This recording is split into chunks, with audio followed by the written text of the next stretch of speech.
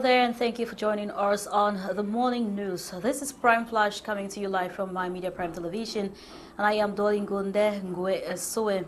The news starts in Yaoundé as announced at the military tribunal on Thursday's evening that suspects in the Martinez Zogo case remained at the gendarmerie headquarters and are still to meet the military tribunal prosecutor at this time. As we get details with Elvis in the report coming up. Ever since Martinez Zogo, former director of Amplitude FM, was brutally killed in Yaoundé, the media has been at the forefront of reporting to keep Cameroonians informed about latest developments in the case. Many have accused the government and the judiciary of not giving updates on the case, sometimes pushing journalists to dig deep to have information which is of great interest to the public. Getting official information about investigations on Martinez Zogo's case is a Herculean task, as interrogations are kept secret and daily updates not done as expected by the public. Reacting to allegations from the public that the government is not communicating enough on the evolution, Communication Minister Rene Sadi says any communication on the case while a judicial police investigation is underway is governed by the relevant provisions of the Criminal Procedure Code, which provides in Article 102, Paragraph 1, that the procedure during the judicial police investigation phase is secret. Rene Sadi adds that Paragraph 3 of the same article gives the judicial police the possibility of publishing, after approval by the public prosecutor, communiques and documents relating to certain cases being investigated. In this case, the said communiques and documents must be published by the press without any commentary, under penalty of sanctions provided for by the law. In this case, Articles 169 and 170 of the Penal Code, which condemn to penal sanctions whoever publicly relates a judicial procedure not definitively judged in such conditions that it influences, even unintentionally, the opinion of others for or against one of the parties. In Yaoundé, some media professionals have been analyzing the recent outing and seeing it a tactic to discourage the press from reporting on the evolution of the case, considering that the Mixed Police Gendarmerie Commission has not been giving updates to the media. The government of the Republic exhorts public opinion to be more measured and responsible and say they will do everything possible for the serene pursuit of investigations prescribed by the head of state on the assassination of Martinez Zogo, promising that results will be known in due course.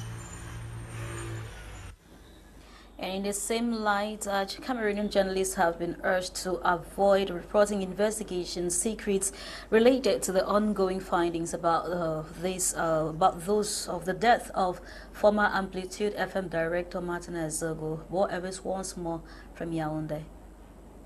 Suspects in the murder case of Martinez Zogo did not show up at the Yaoundé Military Tribunal on Thursday evening as announced. The calm atmosphere at the Yaoundé Military Tribunal this Thursday evening is indicative that the key suspects, businessman Jean-Pierre Amuku Belinga, Secret Service Director Eko, Operations Director of the Secret Service Justin Dawe, are not here. A heavy military presence is noticed each time they are brought to the military tribunal for questioning, as gendarmerie vehicles are always parked around alongside vehicles of family members and friends interested in knowing more about the case.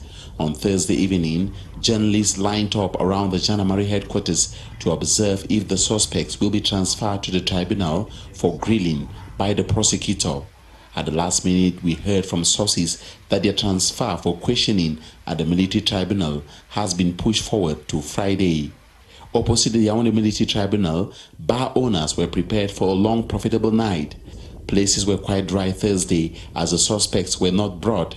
The bars are always filled to full capacity as journalists, onlookers, and special envoys gather to await the decision of the prosecutor. The decisions of the prosecutor and investigative judges will determine the level of implication of the suspects, who can either be freed or charged and sent to jail to await trial. The suspects have been to the military tribunal twice. During their first appearance, they were sent back to the gendarmerie headquarters detention facility for further investigations. Last week, they were sent back to the facility for the second time. The stakes of the case are quite high. A press release from the Minister of Communication calling on journalists to avoid reporting investigation secrets in the case has not reduced enthusiasm at all. The press remains committed in ensuring that perpetrators of the act are brought to book. And in more news, 2 officers in Buea who were kidnapped by separatist fighters, as we hear details there, who were operating in the Fakul division of the southwest region of Cameroon, have been set free. The officers, whose names have been gotten as Gideon Tikum and Honorine, were reportedly kidnapped around Lisoka, a village in the Buea subdivision, while they were on patrol, as we hope to bring you more details about that story. And over in the far north region of Cameroon, a man is reported to have chopped off the hands of his 10-year-old son. And we are told that the son actually stole the sum of 70,000 francs to receive such treatment. We hope to give you details of that story with Catherine Okongwe coming up during a subsequent newscast for the day. And away from that, a Cameroonian lady and mother of 3 has died in Dubai under unclear circumstances. Despite all medical attention given to her, she didn't make it at the end of the day. Nai Vona comes up reporting.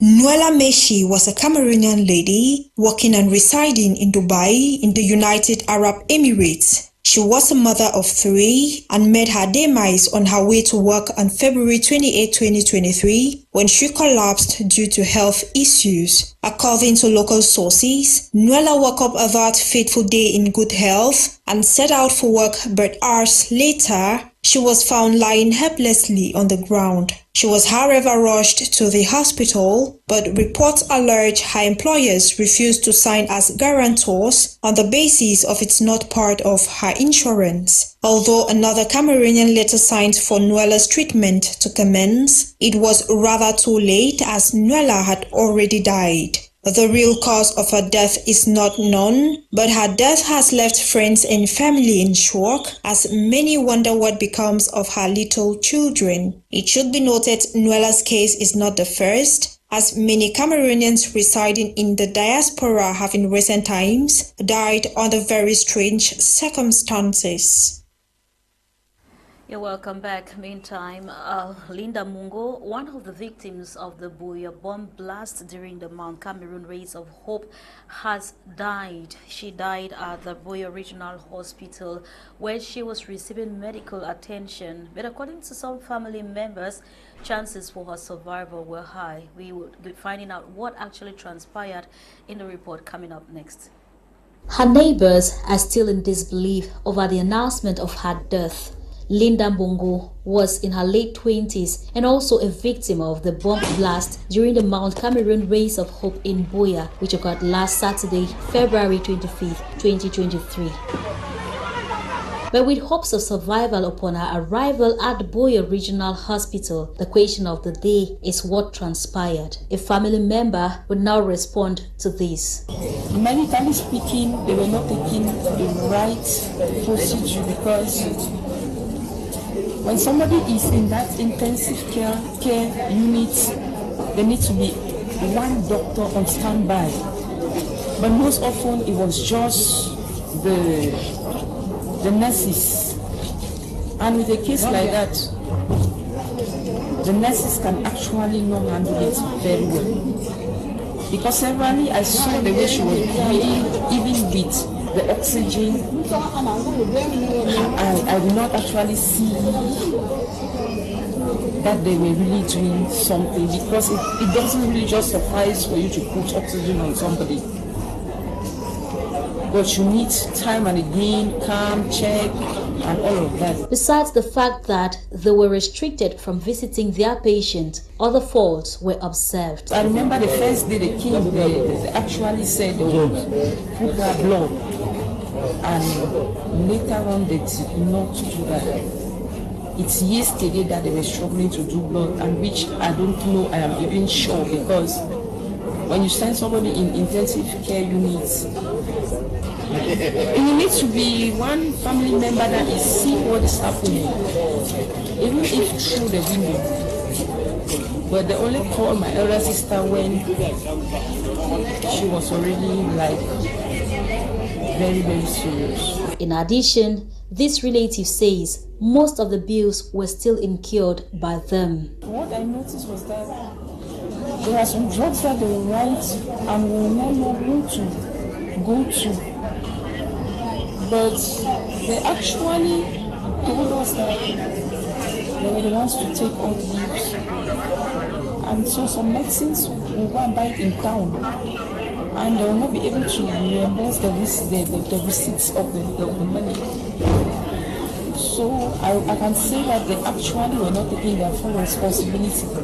Meantime, 3 kids are currently receiving medical attention at the hospital and are alleged to be the late victim's kids, while she leaves behind them all and her family members, neighbors, as well as well-wishers to mourn her. It is a sad one there.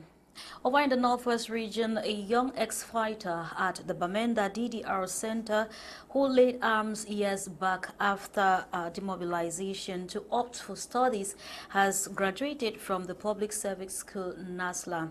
While congratulating the laureate, the coordinator, Cum Henry, also seized the opportunity in calling on those who are still in the bushes to emulate the good example. Details with Charles Kebwa from Bamenda. Talking to the press Wednesday, March 1st, 2023, the director of the Disarmament, Demobilization and Reintegration, DDR Northwest, Cum Henry Echu, happy of the ex-fighter who enrolled for NASLA and made it, opening her many doors of opportunities. Success is like a culmination of our objectives. You know, when the head of state created the DDR Center, his line of thought was to be able to give a second chance to some of these young people to rebuild their lives. The young ex-fighter female who laid down arms years back after demobilization opted to studies, a plea that was accepted as she wrote her A-levels from the Bamenda DDR Center last year and this year enrolled for NASLA and made it, said, I don't know how to express how I feel right now, but the message I have to pass to the women and the men who are still in the bush carrying arms is that your future determines on you and how you build it and what you want to become. It's all about determination. The DDR is real, and through the DDR, you can build your future and your dreams can come true. The joy of every teacher is to see her students successful. This is the case of an instructor at the Bamenda DDR. DDR is the place to be, because this is not the first case that is going out through education. We have many other options that they do there. We carry out vocational training where we train the children in hairdressing, in tailoring, in ICT, in agriculture, because there are many arms that will help them to succeed. If you cannot succeed in education, you can succeed in agriculture, or you are focused on ICT. If blessing has made it at NASLA, every other separatist fighter can. Northwest DDR Director Cum Henry Echu called on the boys in the bushes to lay down their arms and come to the center and be reintegrated back in the society. That was Charles Kiwa reporting there, and you are still watching the 9:30 a.m. Prime Flash coming to you live from My Media Prime Television. In more developmental news, we are also told that the president of the Cameroon Bar Association, Bartoni Mba, Eric Mba, alongside his colleagues, have urged female colleagues to specialize, digitalize, and form partnerships in a bid to meet up with the changing contemporary times. We will be giving you details of this story as a meeting held recently where the call was made, and Kumar Ray will be coming up during our subsequent newscasts with the details. Now, away from that, 4 regions in the country have also been registered and targeted for the expansion of a school feeding program that will see meals distributed in schools to improve children's nutrition and learning capacities. The regions include the Adamawa, Far North and East regions of the country. The declaration was made by Minister of Basic Education, Laurent Serge Etundingwa, during the celebration of the African School Feeding Day that was observed earlier this month. And away from Cameroon, let's talk news from the African continent, where French President Emmanuel Macron has kicked off a four-nation visit to some French African countries. We are told that he made his first entry to Libreville in Gabon, where he was welcomed by the country's president, Ali Bongo. Details of this story and many more from the continent will be yours with Joy Ngang. French President Emmanuel Macron has begun a four-nation trip to Central Africa by visiting Gabon. Macron arrived on Wednesday night in Gabon's capital, Libreville, as the first stop of his week-long tour around Africa. Upon arrival, the French president met with the president of Gabon, Ali Bongo, over a working dinner. Emmanuel Macron is participating this Thursday in Libreville, Gabon, in the One Forest Summit, an international conference to improve the conservation of the forest of the Congo River Basin. Macron's four-nation visit to Africa continues tonight as the statesman takes off for Angola. In the days ahead, he is scheduled to visit the DRC and the Congo. Meanwhile, in Congo, the house of renowned Congolese artist Félix Ipupa has been ransacked and burned by the angry population after he posted a photo standing side by side French President Emmanuel Macron. The photo was taken in Paris following Félix's invitation for the presentation of the Programme of Development for Africa from Macron at the Élysée Palace, Monday, February 27, 2023. The Congolese population saw this as a betrayal, as France appears to be one of the supporters of the rebel terrorist groups massacring the population in the east of the Congo. Recall, Emmanuel Macron is scheduled to visit Congo in the days ahead. And before we take leave of you, let's give you this good news where Seydou Mbombo Njoya has been made honorary president of the Cameroonian Golf Federation. He was president of the Cameroon Football Federation from 2018 to 2021 when the current president Samuel Eto'o took over power. And of course, congratulations to you, great sportsman. That does it for today's edition of Prime Flash. Thank you very much for your kind attention. And also the newscast has been produced by Elvis, Modika. My name is Dolly, Ngonde, and I have been the presenter. The news also was coordinated by Faith Tata, and general supervision came from Curtin Leonard.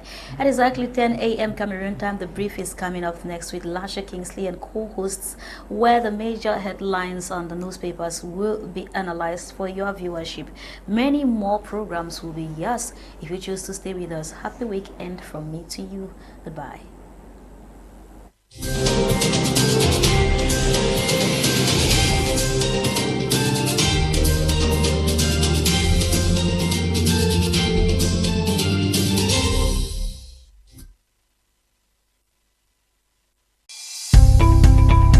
Welcome to a new world of TV broadcasting.